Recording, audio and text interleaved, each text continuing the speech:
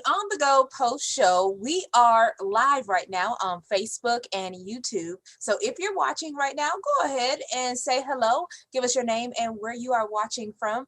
This is the Go Morning Team. I'm Danielle Wiggins with Holly Strano, Austin Love, Maureen Kyle, and Lindsay Buckingham. And we have a lot to talk about this morning, from opening eligibility for the COVID vaccine and a colossal comeback.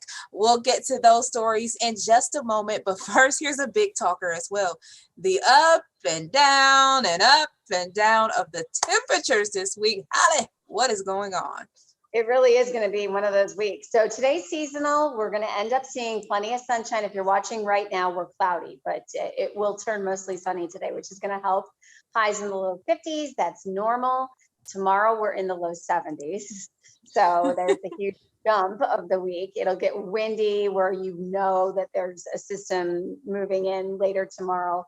And then rain showers Wednesday. And behind that, we'll see highs in the 30s on Thursday. That's going to be the one that really gets us. A few lake effect snow showers or flurries are possible. And then Easter weekend looks fabulous. Highs will be in the low 60s by Saturday and Sunday. Okay, because my husband was actually saying, oh, Danielle, I see rain in the forecast. I don't know what he was looking at for Easter. And I know a number of people are like, wait a minute, we got the Easter egg hunt, got to have the cute dresses. You know, do we need that umbrella? Well, it's early in the week. We all know things could change, but no, as of right now, it looks like it's going to be dry. All righty. Well, thank you, Holly. A number of people will be looking forward to that forecast to see how they are going to dress this weekend for all of the Easter events. So thank you for that, Holly. Oh, and today starts, well, we actually had this at the end of last week, but today officially was an expanding opening of the COVID-19 vaccine to those 16 and older, even though the alert came out Friday that people could still register for the vaccine. And Lindsay, you're all on top of that. What do people need to do now that they are eligible? Yeah, it's a really big day. I mean, I think back to how many people were kind of waiting for their date to open up. So the fact that Governor DeWine announced last Thursday that he was going to start allowing those 16 and up to start booking their appointments, that was even better news, because first it tells us that they're not wasting any vaccines or appointments. In fact, he said that he was doing that to support providers of the vaccine so that none of those appointments would be, wasted or anything like that. So now it's officially open, as you mentioned. You can log on and get an appointment. In fact, we heard that there were tons of appointments booked already this weekend at the Wolstein Center.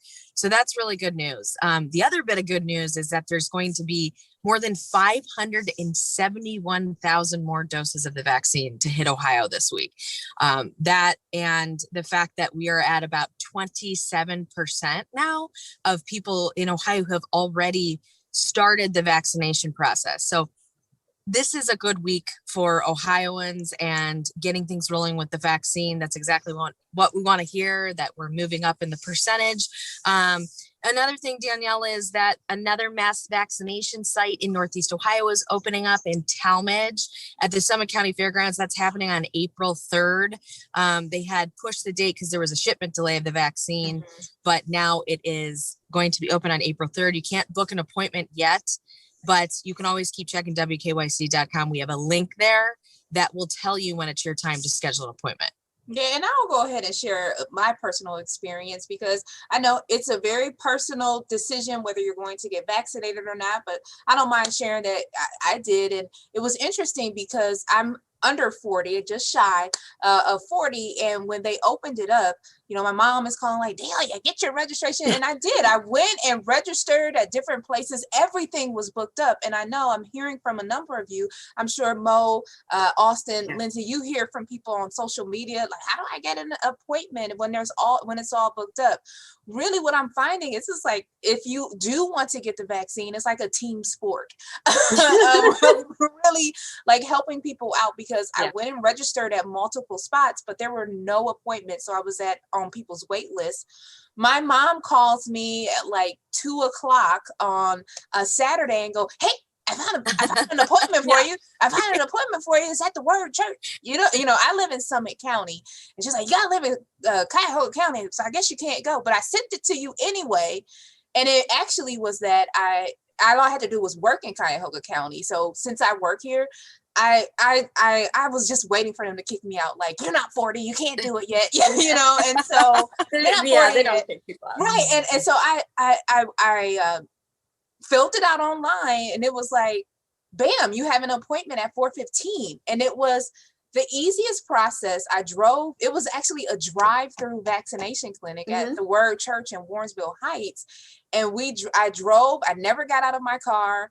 And I was texting with Lindsay this morning, and I just said, when they walked up to me, because I was just waiting for them to you can't do it. Like, boom, no, they'll find something, like, you're not getting it. And I really, as I saw them walk up to me, I started crying. And I had to put my sunglasses on so they didn't think that I was having a reaction to the vaccine. But I cried because I thought about this past year. I thought about all of the stories that we have been covering, the people who lost their lives. I just thought about how hard it's been on individuals. And I thought about all the people, who I love, who I want to see, Austin, Lindsay. I haven't seen you guys in person since the summertime. Yeah. And it's just like, but you're like, oh no, I don't want to, get close to them. And to have that, I just bawled.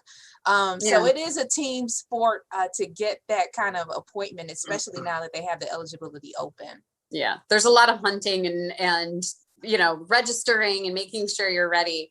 It's funny, Danielle, I'll tell you, I did get my first vaccine a couple of days ago. And my reaction to like sitting there in the room, I was actually laughing. I mean, it's nothing funny, but but you're laughing. I'm laughing because they were blasting the tunes. They were just blasting the tunes where I went. And I'm sitting there about to get my shot, and I'm no dancing. You guys, Sexual Healing was blasting from the radio. And I'm like, and I'm looking around, and it's people from all walks of life, all ages. Was everybody grooving? What a time to be alive. Dancing. And I'm just like, oh my gosh, like we're all sitting here, I have that moment of like, we're all here like cattle waiting for a vaccination for our freedom, and it's this weird process of like, we all have to go through this to get like a little bit of freedom back, and Sexual Healings on the radio. And it was just like, I never pictured myself in this situation a year plus ago.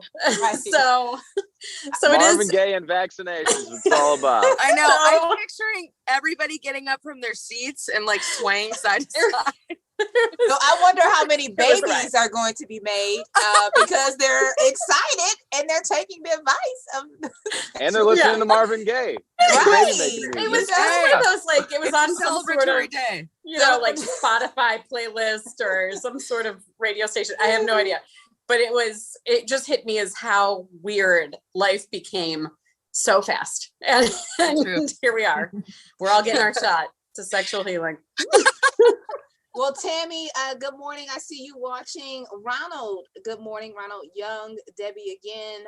Thanks for joining us, all of you all here. And again, Ronald Young watching from Elyria. Some of you have questions about the vaccine. I do want to let you know, wkyc.com/vaccine. You can get all of the information that we have there for you, and, to answer some of your questions there about the vaccine.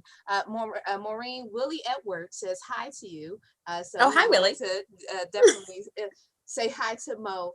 And I'm going to say this comment too, because maybe, other people feel this way too. He says, Raymond says he's so tired of hearing about the vaccines. Let's talk about something else.